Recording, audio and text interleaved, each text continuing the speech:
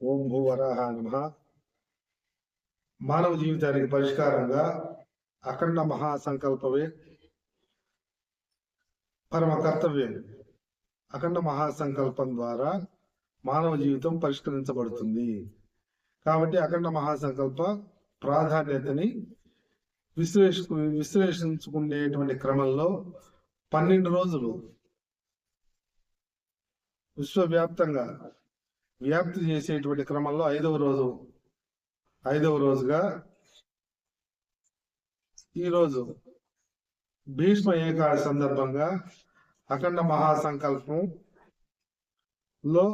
బ్రహ్మాండ నాయకుని వద్ద జరిగేటువంటి విశ్వ కళ్యాణంలో చెప్పబడేటువంటి అఖండ మహాసంకల్పం మానవ జీవితానికి ఏ మానవులకైనా 4 అంశాల పరిష్కారం విశ్వచక్రం ద్వారా స్పష్టపరచబడుతుంది అనేటువంటి విశ్లేషణని చేసుకునేటువంటి క్రమంలో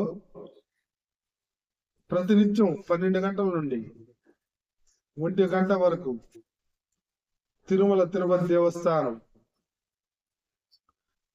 టిటిడి ఛానల్లో ప్రతినిత్యం ప్రతి గృహంలో దర్శించేందుకు ప్రస్తుత వర్తమాన కాలంలో ఆస్కారం ఉన్నది అనేటువంటి విషయాన్ని మరొకసారి గుర్తు చేస్తూ ఈ అనంత విశ్వాల విశ్వసేవ ఫౌండేషన్ ద్వారా విశ్వసేవ అంటే అఖండ మహాసంకల్పాన్ని తిరుమల తిరుపతి దేవస్థానంలో జరిగేటువంటి విశ్వ కళ్యాణాన్ని అఖండ మహాసంకల్ప ప్రాతిపదికగా 4 అంశాలని గుర్తించుకుంటూ శ్రీ విశ్వచక్రాన్ని తర్క విచారణ అవగాహన చేసుకోగలిగితే శ్రీ విశ్వచక్రాన్ని ఈ విశ్వచక్రంలో దేహాత్మ విచారణ, పరమాత్మ తత్వ విచారణ, జీవిత సూత్రము, ఓం ప్రమాణాయ నమః, 4 వేదాలు 18 పురాణాలు ప్రమాణ రూపంలో ఉన్నాయి. 24 లక్షల జీవరాశులు ఈ భూమాత నిరంతర ప్రాశక్తినిచ్చేటువంటి పరమాత్మ ప్రమాణ రూపంలో ఉన్నారు అనేటువంటి తత్వాన్ని గుర్తింపజేస్తూ నిరంతరం భూమాత మోస్తోంది ఇస్తోంది అనేటువంటి సత్యాన్ని గుర్తించుకుంటూ ఈ పరమ సత్యాన్ని విశ్వవ్యాప్తం చేయటమే ప్రజ్ఞానం బ్రహ్మ. ప్రమాణంతో ఉన్నటువంటి జ్ఞానాన్ని పొందవలను. 4 అంశాలను గుర్తించుకుంటూ, 1 శ్వేత వరాహ కల్పే, అనంతమైనటువంటి కాలాన్ని బాల్యంలోనే సంకల్పం ద్వారా గృహంలో చెప్పబడుతుంది. దాన్ని విశ్వ కళ్యాణంలో ప్రతినిత్యం గుర్తింపజేయబడుతుంది. 1. 2 దేహాత్మ విచారణ జరుగుతుంది. దేహంలో పరమాత్మ ఉన్నాడు, అంతటా వ్యాపించి ఉన్నాడు అనేటువంటి మహర్షుల ద్వారా, వికర్ష మహర్షి, భృగు, అత్రి, మరీచి, కశ్యప మహర్షుల ద్వారా భక్త్యా భగవంతం నారాయణ మర్చేత్ అనేటువంటి తత్వాన్ని, పర వ్యూహ అర్చ విభవ అంతర్యామి తత్వాన్ని దేహంలో అంతర్యామి తత్వంగా ఉంటూ, గృహంలో ఉంటూ, వ్యవస్థలో ఉంటూ, ఆలయంలో సంకల్పం ద్వారా చెప్పబడుతూ విశ్వమంతా వ్యాపించి పరమాత్మ నిరంతర ప్రాణశక్తిని ప్రసాదించే పరమాత్మని గృహంలో అర్చన చేసుకోవలను అనేటువంటి పరమ నిర్ధారణ వికర్ష మహర్షి ద్వారా జరిగింది.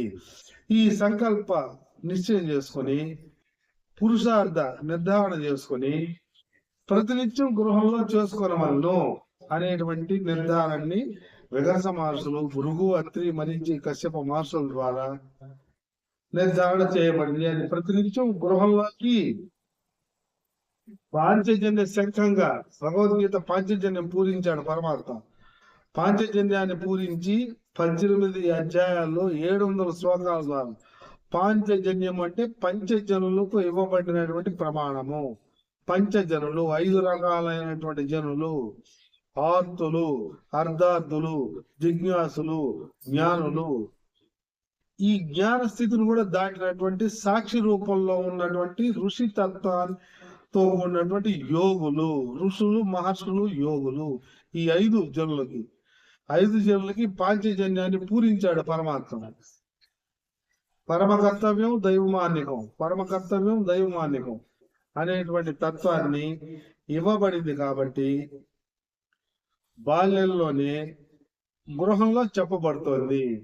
దేహానికి సంబంధించి, గృహానికి సంబంధించి, వ్యవస్థకు సంబంధించి, భూమాతకు సంబంధించి అనంతమైనటువంటి వ్యాపక తత్వ విరాట్ రూపంలో పరమాత్మ ఉన్నాడు అని 5 తత్వాలుగా పర, వ్యూహ, అర్చ, విభవ, అంతర్యామి తత్వాన్ని ప్రతినిత్యం గృహంలో అర్చన చేసుకొని 5 తత్వాన్ని గ్రహించుకొని సమర్పణ బుద్ధితోటి పరిపూర్ణంగా మోక్షాన్ని ఎవరైనా పొందవచ్చు, జీవించుండగానే జీవన్ముక్తిని చెందవచ్చు అని వికర్ష మహర్షుల ద్వారా బ్రహ్మాండ నాయకుల వద్ద ప్రతినిత్యం అఖండ మహాసంకల్పంలో చెప్పబడుతుంది. కాబట్టి మా తల్లిదండ్రులు కూడా ఒక శతాబ్ది కాలం దేవాలయాల్లో అన్ని రకాలైనటువంటి సేవల్ని అందిస్తూ గృహస్థాశ్రమాన్ని 4 తరాలని జీవింపజేస్తూ గృహస్థాశ్రమంలోనే జీవన్ముక్తిని పొందినటువంటి ధర్మం, అర్థం, కామం, మోక్షాన్ని, ధర్మసిద్ధిని, అర్థసిద్ధిని, కామసిద్ధిని, మోక్ష సిద్ధిని 4 సిద్ధుల్ని మా తల్లిదండ్రులు సాధించి 4 తరాల మానవ గృహస్థాశ్రమ జీవితాన్ని ప్రత్యక్షంగా అనుభవాన్ని ఈ విధంగా గృహస్థాశ్రమాలు ఉండవలను నిరూపించి జీవన్ముక్తిని చెంది అఖండ మహాసంకల్పమే ప్రమాణము, తిరుమలలో అఖండ మహాసంకల్పమే ప్రమాణము అని మా నాన్నగా మా తల్లిదండ్రులు మేము 18 కళ్యాణాలు పరమాత్మకు సంబంధించి శ్రీదేవి భూదేవి సంబంధించినటువంటి పరమాత్మ సంబంధించిన కళ్యాణాన్ని దేవాలయంలో 2005 నుంచి 2023 వరకు 18 సంవత్సరములు కళ్యాణాన్ని ధర్మగిరిలో చదువుకునేటువంటి వేద విద్యను చదువుకునేటువంటి విద్వత్ వరేణ్యుల ద్వారా జరిపి పరిపూర్ణం చేస్తూ విశ్వవ్యాప్తం చేయటానికి పరమాత్మ అనుగ్రహించాడు. విశ్వ కళ్యాణంగా దేవాలయంలో చేసినటువంటి మా అనుభవం ఇన్ని సంవత్సరాలు ఎన్ని గోత్రామాలు చెప్పిన సంకల్పాలు అర్థం కావడం లేదు. పురుషార్థాలు అర్ధకామాల్లోనే వాళ్ళ జీవితాలు పోతున్నాయి. 3 తరాల జీవితాలు అర్ధకామాల అహంకార మమకారాల్లోనే పోయిన వీక్షణ మేము చేశాం స్వయంగా. తర్వాత కళ్యాణం చేస్తే అంత హాస్యాస్పదమైనటువంటి స్థితిలో వాళ్ళు చేసాం. మేము పరిపూర్ణంగా తిరుపతి దేవస్థానం ప్రమాణంగా అద్భుతమైనటువంటి అగ్ని ప్రమాణంగా శ్రీదేవి భూదేవి కళ్యాణాన్ని మేము 18 సంవత్సరములు స్వయం కర్తవ్యంగా నారాయణ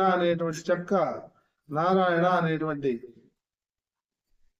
నా మిత్రుడు ఆ అబ్బాయి సహకారం ద్వారా శ్రీదేవి భూదేవి స్వామి విగ్రహ ఉత్సవమూర్తులను కూడా ఆ అబ్బాయి నా స్నేహితుడు నా మిత్రుడు స్వామివారికి కైంకర్యం చేస్తూ 18 కళ్యాణానికి ఆ అబ్బాయి సేవకుడుగా కైంకర్యంగా బాధ్యత వహిస్తే గ్రామం నూనెళ్ళబెట్టి చూసిన ఎవరు భాగస్వాములు కావటం. భాగస్వాములు కాకుండా వాళ్ళ ఇళ్లలోనే దేహాల్లోనే గృహాల్లోనే బంధించబడిపోయినటువంటి మానవ జీవితాలు ఆ గ్రామంలో జీవించాయి. మేము 18 కళ్యాణాలు అత్యంత వైభవంగా మేము చేసేందుకు పరమాత్మ అవకాశం కల్పించి విశ్వ కళ్యాణానికి మా తల్లిదండ్రులకు మాకు అవకాశాన్ని ప్రసాదించాడు విశ్వ కళ్యాణంగా. అందుకే మా తల్లిదండ్రులు తిరుమల వెంకటేశ్వర స్వామిని ప్రమాణంగా చూపించారు. ఆ క్షేత్రాన్ని బ్రహ్మాండ నాయకుడైన ఆయన ప్రతి ఒక్క మానవ చీమ దగ్గర నుంచి ప్రపంచ కోటీశ్వరుడు కూడా బ్రహ్మాండ నాయకుడు నియంత్రించున్నాడు అని పరమ ప్రమాణాన్ని మా అమ్మా నాన్నలు నిర్దేశించి అనంత విశ్వ సేవా కేంద్రం అనేటువంటి స్థాపన చేసి 4 అంశాల ప్రాతిపదికన విశ్వవ్యాప్తం చేయమని ఆ మహాసంకల్పాన్ని నాకు ప్రసాదించారు. వాళ్ళు జీవించుండగానే వాళ్ళకు సంబంధించినటువంటి పారమార్థిక ధనాన్ని కొడుకులు కూడా ఇవ్వము అని సింహ గర్జన చేసి ఆయన 40% వితరణ చేసుకుని ఆయన జీవించుండగానే 40% వితరణ చేసుకుని 60% ఆయన పరమ కైంకర్యాన్ని మా తల్లిదండ్రులు చేశారు.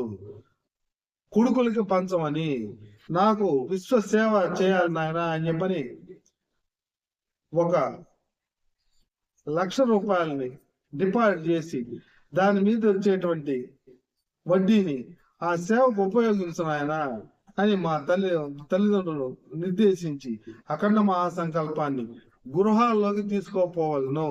గృహాల్లో చతుర్విధ పురుషార్థ నిశ్చయము, అఖండ మహాసంకల్పము తిరుమలలో ప్రతినిత్యం వస్తూ ఉంటుంది. మా ఇలవేలుపు మా వంశ దైవము పరమాత్మ కాశీ విశ్వేశ్వరుడు అని నిర్ధారణ చేసిన కారణంగా 15 సంవత్సరాల నుంచి విశ్వవ్యాప్తం చేస్తూ ఉన్నాం. పుస్తకాల రూపంలో ఈ విశ్వచక్ర రూపంలో అనంత కేశవ ఛానల్ స్థాపించి విశ్వవ్యాప్తం చేసేటువంటి కర్తవ్యంలో 4 అంశాలు. దేహానికి సంబంధించిన తత్వాన్ని నిర్ధారణ జరుగుతుంది, దైవానికి సంబంధించిన నిర్ధారణ జరుగుతుంది, అనంత కాల నిర్ధారణ జరుగుతుంది, పురుషార్థ నిశ్చయం జరుగుతుంది. 4 అంశాలు అక్కడ దేహంలో గృహంలో జరుగుతాయి. బ్రహ్మచర్యాల్లో స్పష్టంగా చదువుకొని, లౌకిక విద్యను చదువుకొని, గృహస్థాశ్రమాలు చేసుకుంటూ ధర్మేచ అర్థేచ కామేచ మోక్షేచ నాతి చరామని అద్భుతమైనటువంటి గృహస్థాశ్రమాలని సకాలంలో, అంటే కనీసం ప్రస్తుత కాలాన్ని బట్టి 28 ఏళ్ళ లోపల చేసుకుంటూ, పెద్దలకి ప్రత్యక్ష దైవాలైనటువంటి పెద్దల్ని పూజించుకుంటూ, తల్లిదండ్రుల కంటే అన్ని సౌకర్యాలని ఇచ్చి వాళ్ళని గౌరవ స్థానాలుగా జవాబుదారీతనంతో ఉంటూ, నేను దాదాపుగా నాకు 56 ఏళ్ళు. నేను గృహస్థాశ్రమాలు చూస్తే పిల్లలకు ఉద్యోగాలు రాగానే ఈ తల్లిదండ్రుల్ని తెలివి తక్కువ వాళ్ళుగా భావిస్తున్నారు. వీళ్ళు దేహాల్లోంచి వచ్చి వీళ్ళకి 25 ఏళ్ళు చదువులు చెప్పించి ఉద్యోగాలు వస్తే, ఈ ఉద్యోగాలు రాగానే తల్లి తండ్రిని వాళ్ళు భయపడిపోయేటట్టుగా వీళ్ళకి ఎక్కువ జీతాలు వస్తుంటే ఈ తల్లిదండ్రులు వీళ్ళు తెలివి తక్కువ వాళ్ళని వాళ్ళు కష్టపడి సంపాదించినటువంటి ఆస్తులను కూడా పంచుకునేటువంటి స్థితులకి వీళ్ళని తెలివి తక్కువ వాళ్ళగా సౌకర్యాలని సేవల్ని అందించకుండా తిరస్కార భావంతో, హాస్యంతో, ఏ నాన్న అనేది, ఏ అమ్మ అనేది జవాబులు చెప్పకుండా ఉండేది. ఇది ప్రత్యక్ష నిదర్శనంగా నేను ఉద్యోగాలు చేసి రిటైర్డ్ అయినటువంటి వాళ్ళు కూడా ఆ వృద్ధ దంపతుల్ని నేను వీక్షించి చూసేస్తున్నాను స్వయంగా. వృద్ధదేవో భవ అంటారు. 60 ఏళ్ళు దాటిన తర్వాత వాళ్ళ బాల్యంలో 5 సంవత్సరాలు మలమూత్ర విసర్జన కూడా చేసేటువంటి శక్తి లేనటువంటి బాల్యంలో ఉండేటువంటి దేహాలకి, స్త్రీ పురుష దేహాలకి మలమూత్ర విసర్జనలన్నింటినీ సేవలు అందించినటువంటి దేహాలు 60 ఏళ్ల తర్వాత వాళ్ళు కూడా బాలుడితో సమానంగా భావించమని అని మహర్షులు చెప్పారు.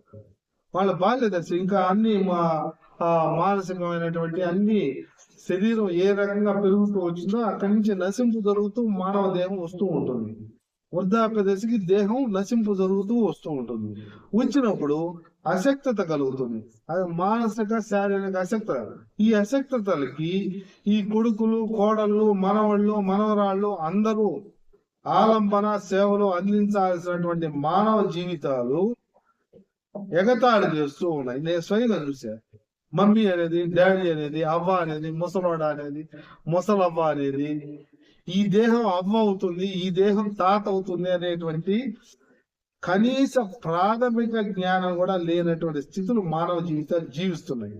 అందుకని దేహాత్మ తత్వాన్ని వివాహం చేసుకునేటువంటి క్రమంలో బాల్యం నుంచి 12 ఏళ్ళ నుంచి చదువుకునే ఉద్యోగాన్ని సాధించుకొని వివాహం చేసుకునేటువంటి క్రమంలో పెద్దవాళ్లకు ఈ అమెరికాలో ఉన్న, ఆఫ్రికాలో ఉన్న, అండమాన్లో ఉన్న తల్లిదండ్రులని గౌరవించుకొనవలను, గౌరవ మర్యాదలు ఇవ్వవలను. వాళ్ళు తెలివి తక్కువ వాళ్ళు అయి ఉండొచ్చు, 5వ తరగతిలో చదువుకో, ఆ వయసుకి గౌరవాల్ని ఇచ్చుకొనవలను అని మహర్షులు చెప్పారు.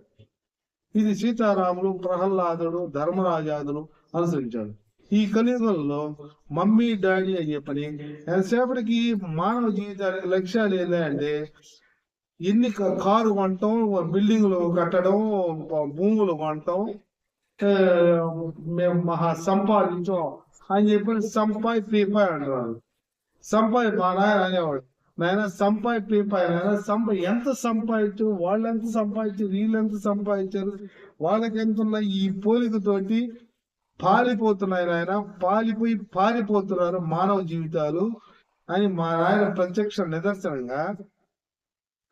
మా నాన్నగారు 80 ఏట మా నాన్నగారి మా అన్నయ్య వయసు ఉన్నటువంటి ఒక డాక్టర్ మా అన్నయ్యతో పాటు, మా అన్నయ్య 57 ఏళ్ళు అంటే 63 ఏళ్ళు అనుకోండి. ఆయన డాక్టర్ నుంచి వచ్చి డాక్టర్ గా చదువుకొని, ఆ డాక్టర్ గా చదవటానికి కూడా ఆర్థికమైన ఇబ్బందులతోటి చదువుకొని, డాక్టర్ నుంచి వచ్చి గవర్నమెంట్ డాక్టర్ అయిన తర్వాత మా నాన్న దగ్గరికి వచ్చి, ఆ గవర్నమెంట్ డాక్టర్ కాకముందర ఒక పళ్ళెం దేవుడికి తీసి, స్వామి ఆ పళ్ళె మీద పేరు రాసుకొని, స్వామి ఆ పళ్ళెం ఇచ్చాను ఉందే అని పళ్ళెం అడుగుతాడు. తర్వాత మా నాన్న దగ్గరికి వచ్చి కాసేపు కూర్చొని ఆ డాక్టర్, గవర్నమెంట్ డాక్టర్, ఆయన 1,00,000 జీతం. ఆ జీతానికి స్వామి నాకు బ్రహ్మరథం పడుతున్నారు స్వామి, ఎక్కడికి వెళ్ళినా కానీ దేవాలయానికి అంటాడు. ఆయన డాక్టర్ గా ఉండి వైద్యం చేసే స్థితిలో అతనుండి బ్రహ్మరథం పడుతున్నాడు అంటాడు. అంటే గౌరవిస్తాడు ఆ డాక్టర్ని. ఆయన భ్రమలోకి వెళ్ళిపోతాడు. సైకలాజికల్ తత్వశాస్త్రం అర్థం కావడం సైకాలజీ. ఆయన అయితే వైద్యం అయితే చేస్తున్నాడు, 1,00,000 2 లక్షల రూపాయలు వస్తున్నాడు. మా నాయన గురించి భ్రమ, ఈ రకంగా ఉన్నారా అని పాలిపోతున్నాడు. ఇంకా ఆయనకి డాక్టర్ బ్రహ్మరథం, దేవాలయానికి పోతే గౌరవిస్తే బ్రహ్మరథం పట్టినట్ట.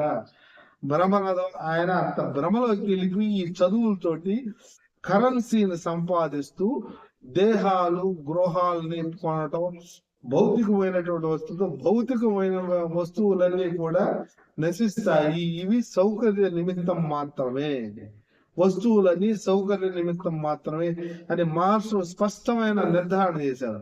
అందుకనే ఉదయాన్నే నిద్రలేయంగానే మానవ దేహానికి భూమాత నిరంతరం మోస్తుంది, అందరికీ ఇస్తుంది, పరమాత్మ ప్రాణశక్తిని ప్రసాదిస్తున్నాడు అనేటువంటి మూల భావాన్ని అఖండ మహాసంకల్పంలో సెంట్రల్ మెట్టి బాగా ఉంటుంది.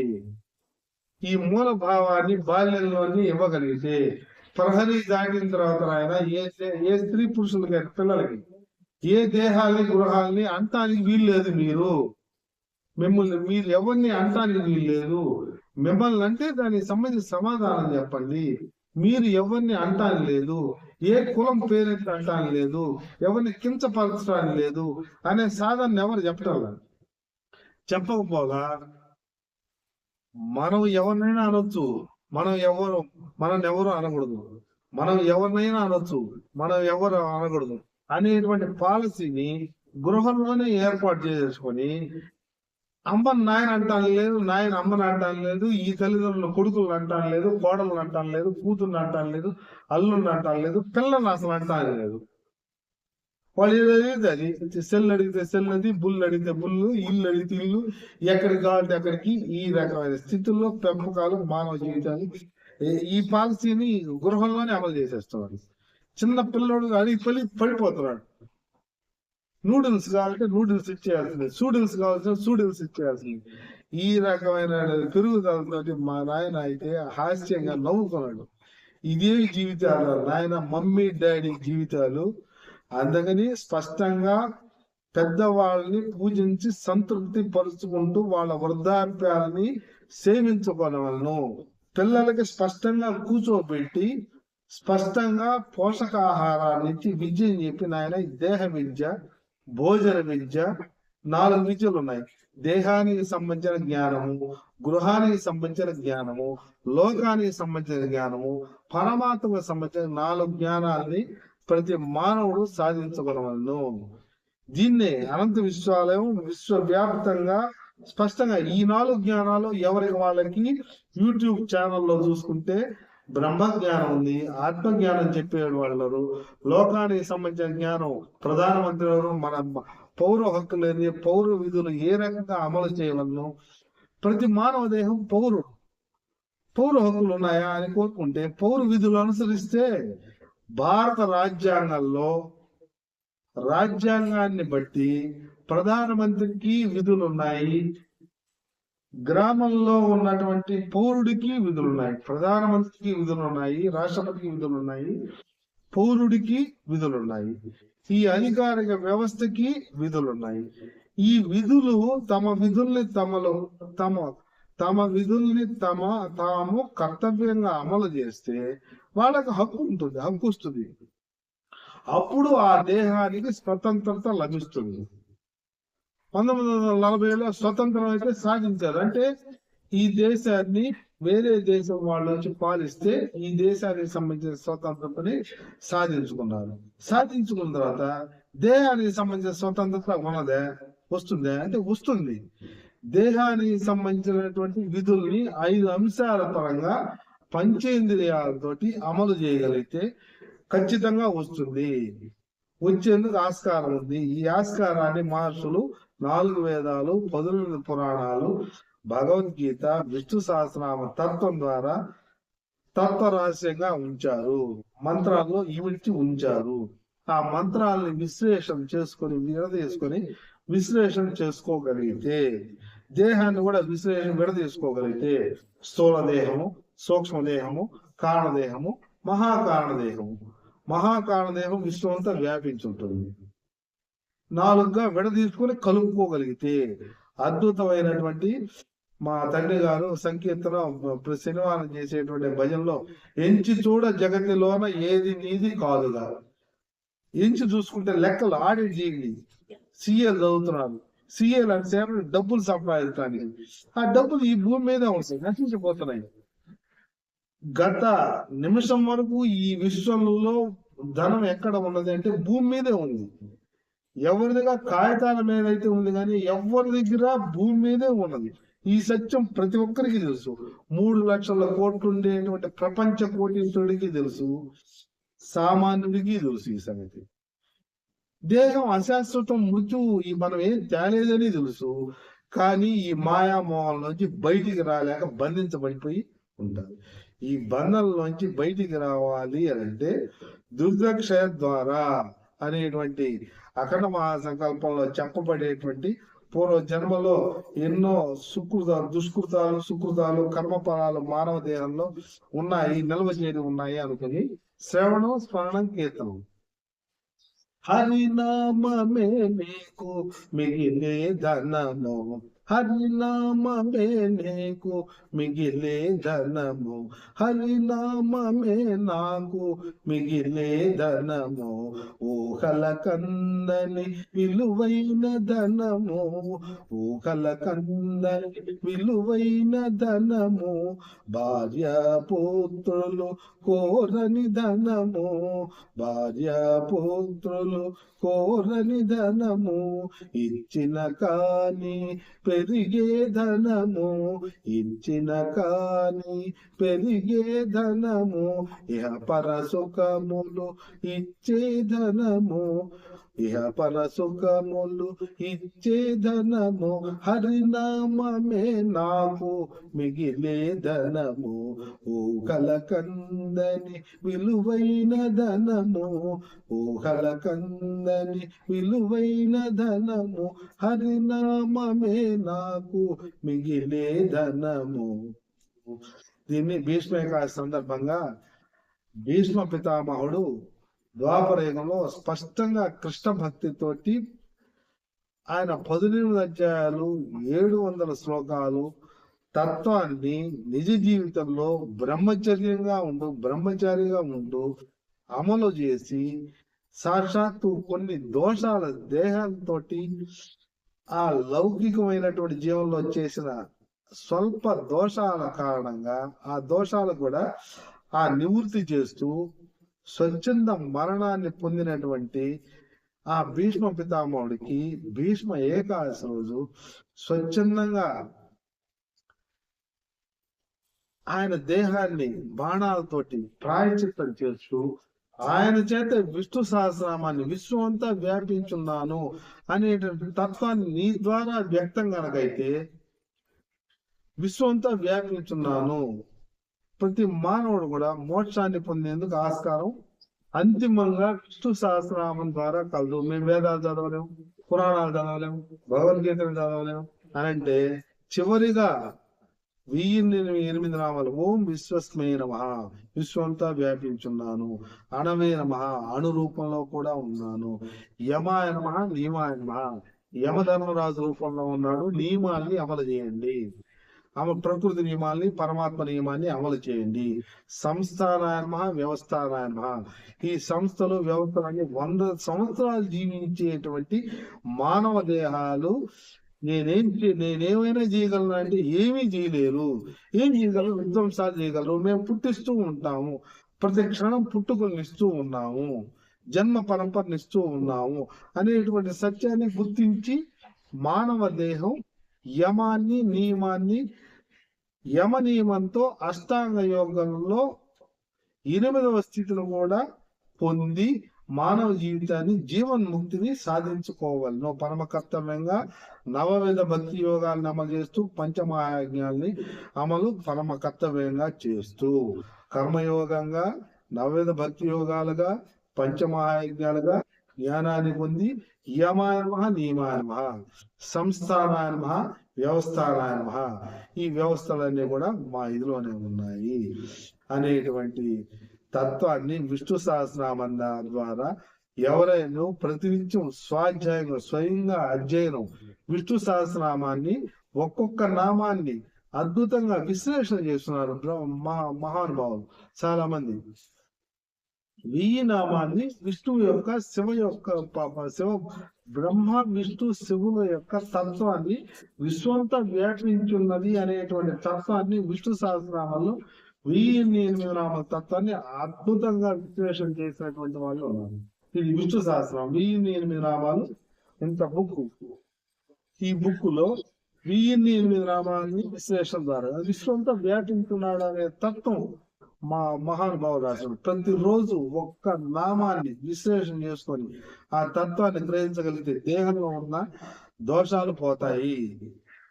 అందుకని రాబోయేటువంటి వీక్షణలో శ్రవణ స్మరణ కీర్తనం 6వ రోజు మరింత విశ్లేషణగా రాగలము. అఖండ మహాసంకల్ప ఫౌండేషన్ లో శ్రవణ స్మరణ కీర్తనం ఎవరైనా ఈ తిరుమల తిరుపతి దేవస్థానం ద్వారా రాబోయేటువంటి విశ్వవసనామ సంవత్సరం చివరి జరుగుతోంది. రాబోయేటువంటి ఉగాది మార్చి 19వ తేదీ పరాభవనామ సంవత్సరం. 12 వీక్షణలుగా 12 రాసుల వారికి అనుసరించాల్సినటువంటి జాగ్రత్తలు, తీసుకోవాల్సిన జాగ్రత్తలు, నూతన సంవత్సరానికి అనుసరించాల్సిన విధి విధానాలు అమలు చేయగలము. వీక్షణలుగా 12 వీక్షణలుగా రాగలము. మరియు ఈ రోజు సాయంత్రం 8 గంటలకు లైవ్ లో వస్తున్నాము. కామెంట్ ఒక గంట సేపు లైవ్ ఉంటుంది. 8 గంటల నుంచి 9 గంటల దాకా. వీలైనంత వారంలో 3 రోజులు లైవ్ ద్వారా కూడా రాగలము. అంతిమంగా విశ్వసేవ అంటే అనేక గృహాల్లో అక్కడ శ్రీ విశ్వచక్ర విశ్లేషణని అవగాహన పరుస్తూ, విశ్వసేవగా అవగాహన పరుస్తూ, అఖండ మహాసంకల్ప ప్రమాణాన్ని విశ్వంలో స్వామివారి దగ్గర జరిగేటువంటి అఖండ మహాసంకల్ప విశ్వ కళ్యాణంలో జరిగే అఖండ మహాసంకల్పాన్ని ప్రాతిపదికగా ప్రతినిత్యం జరిగినటువంటి 12 గంటల వీక్షణని ప్రాతిపదికగా ప్రత్యక్ష నిదర్శనంగా దేహంలో, గృహంలో సంకల్ప స్పష్టత, చతుర్విధ పురుషార్థ స్పష్టతని అనంత విశ్వ చక్రం ద్వారా చేస్తూ వ్యాప్తి చేయటమే. దీన్ని ఎంతమంది నుంచి ఎంతమంది ద్వారా వ్యాప్తిలోకి తీసుకోపోతే దీన్ని విశ్వసేవ అంటారు. ఇది పరమాణు రూపంలో విశ్వసేవ. ఇది విశ్వసేవని అనంతమైనటువంటి సేవ, అనంతం. ఇది 4,32,000. ఇది అందరిది. ఇది ఎవరిదైనా ఈ విశ్వ చక్రాన్ని ఎవరైతే గ్రహించుకుంటారో స్వామి శాశ్వతంగా ఉంటాడు. అఖండ మహాసంకల్పాన్ని చెప్తున్నావు.